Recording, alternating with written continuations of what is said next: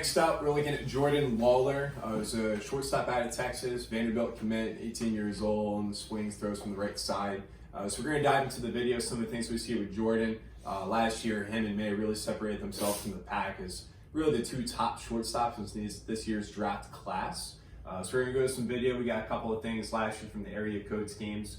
So Eugene, when you look at this kid and some of kind of your initial thoughts, what do you like about Lawlar? What's really intriguing about him? And if you were a big league organization, what are some of the selling points on this kid that would make you want to take him with a top 5 pick? Well, fully in on the athleticism, that's for sure. I mean, he makes it look sexy. He's got the tools. Here's the thing. I think it could be as easy as him not forcing himself to keep his hands inside the ball. It looks to me like he's been yelled at on that his whole life, right? But I'm not betting on him at 1-1. I think he's a first-round body. I think he's a first-round talent. I think that he's got a lot of potential. I think his development to be a next-level offensive player at the big league level could be very easy. I think he's a guy that it literally could be a walk in the park. Like if somebody just explained to him, you don't have to do that. It's just the thought, we need to get the barrel squared up to the ball. Like even something as small as that could end up just taking him to a whole other level. If I'm going to take a guy in the first round, and we're talking about the first pick of a big league organization, I want to know that I have an offensive player that's going to consistently ball strike at the next level. And do I see the potential for that? Of course. Is he as good of a ball striker as Matt McClain or Peyton Stovall? No. That's my opinion. And I think this swing gives viewers kind of a good idea of what you were talking about in terms of the hands and where they are. So you want to maybe kind of talk through and to maybe someone that doesn't understand that as well. Yeah, for sure. So as you watch him move, you're going to see a lot of swings. It's not just one, and it's not just a pitch. You're going to see a lot of swings where he tries to get real guidey and really stay inside the ball. Now, when you listen to somebody like Alex Bregman talk, he'll tell you that I keep my hips and shoulders, right? I pretend like they have flashlights and they're facing this way. And I have to take my hands across my face. That's awesome. That's a phenomenal cue, right? That works for stuff like that, works for a lot of people. That's going to help him stay closed and hit against his front side again.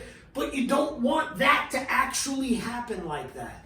And with him, it's too much of that. He gets too he doesn't have feel for the barrel. He's trying to do things too much. And at a 1-1 pick or in the top 10 overall, I can't do that. I'm not gonna, as an organization, like if I'm thinking in terms of a Major League Baseball organization, I need to know that I have people that can get him to not do that anymore.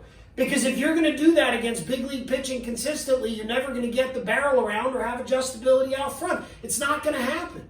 You're delaying the barrel when the barrel needs to swivel to get to the ball. Is he a first rounder? Yes. Are there other hitters that are ranked way lower that I'd rather have? Also, yeah. I would take Ethan Wilson over him all day. So Will, when you're looking at a kid like this, what is the conversation you're going to have with him to you? Like, what are the things that he does really well? And what are the things that you would maybe tell him to do, or maybe thoughts that would help him get his best swings off more consistently? Yeah, I mean, I think for me with most athletes, first thing is you just got to find out what are the things that are most important to them, right? And so if it's something like hands inside the ball that's really important to him, what does it even mean to him, right? Coach might have told him to keep his hands inside the ball for years, but they never explained what they meant by that. He just kept demonstrating something that was a feel, and they're actually trying to now he's trying to actually make that happen physically.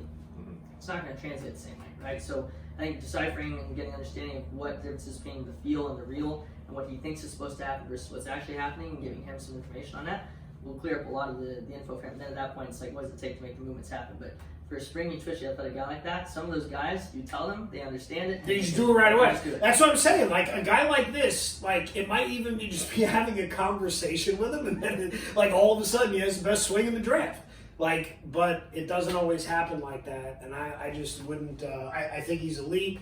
He's an elite prospect, but there's other ball strikers I'd rather have in the first round. Yeah. One thing you will notice about him though is like a lot of his warm-up swings and a lot of the games, his training swings, he's taking a lot of one-handed finishes, and that's what I was noticing is that was causing a lot more of the hands getting stuck inside.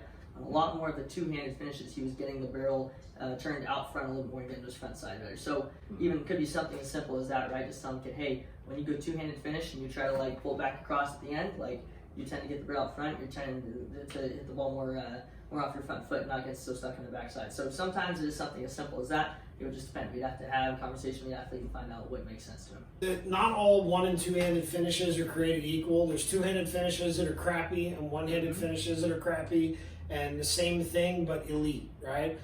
His one-handed finish, I feel like, is almost more of an accident because he can't actually deliver the top hand through the ball. He gets too Yankee and too inside with the bottom hand, and at that point, this gets disconnected, and then he can't really deliver it and finish it this way. It just stays here, kind of filleting the barrel this way, right? Which is going to lead to slice, right, this way, and some side spin, a little hook spin in that direction. So I don't even think it's on purpose. I think he accidentally gets stuck and then physically can't hold on. And sometimes with those guys, literally, and that's why I'm saying it could be so simple. Like maybe you tell him, hey man, all your two-handed swings, that's when you hit all your home runs. You ever notice that?